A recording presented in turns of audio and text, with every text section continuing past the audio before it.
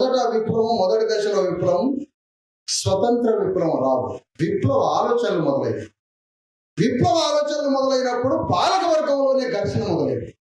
పాలక వర్గమే విప్లవంగా అక్కడక్కడ రూపాంతరం చెందింది. తెలంగాణ గడ్డ మీద జేఏసీ స్థాపించిన తర్వాత అంతకుముందు స్వరాజ్య పాదయాత్ర చేసి తెలంగాణ గడ్డ మీద స్వరాజ్య పాదయాత్ర నేను మాదిగల కోసం చేయలేదు. సమస్య లేదు, సగర్వంగా చెప్తున్నాం. తెలంగాణ గడ్డ మీద 12% ఉన్న నంబర్ 1 మాదిగ కులంలో పుట్టినందుకు నేను గర్విస్తున్నా. అదో సమస్య లేదు. కానీ 12% మాదిగలుగా బతికితే మన జీవితం వృధా. మాదిగల కోసమో మాదిగలుగా బతకంటే 12% ఉన్నా, నువ్వు రాజ్యాంగ రిజర్వేషన్లు ఉన్నా, ఇంకేమున్నా కూడా నీ బ్రతుకు వృధా. ఎందుకు వృధా?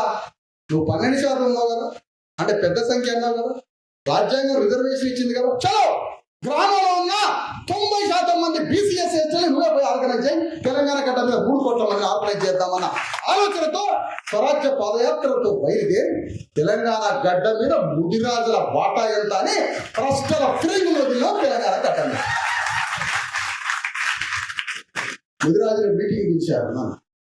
నేను మాదిగ కులస్తుండే, నన్ను ముదిరాజులు పిలిచారు మీటింగ్కి, నన్ను పద్మశాలిని పిలిచారు, యాదవులు పిలిచారు, సమస్త బీసీ కులాలు ఒక మాదిగ కులస్తుడైన విశారదాన్ని పిలిచి చెప్పించుకుంటున్నారు ఎట్లా యుద్ధం చేయాలో, ఎట్లా పోరాటం చేయాలి.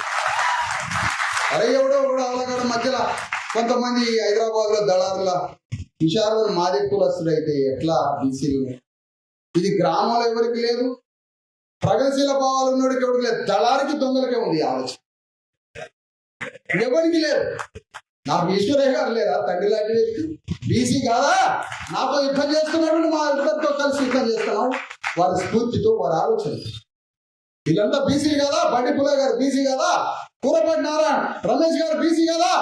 ఎవరు బీసీ కాదు? వేదిక మీద సగానికి పైగా 30% బీసీలు ఉన్నారు. ఇందులో బీసీలు ఉన్నారు. బీసీల కోసం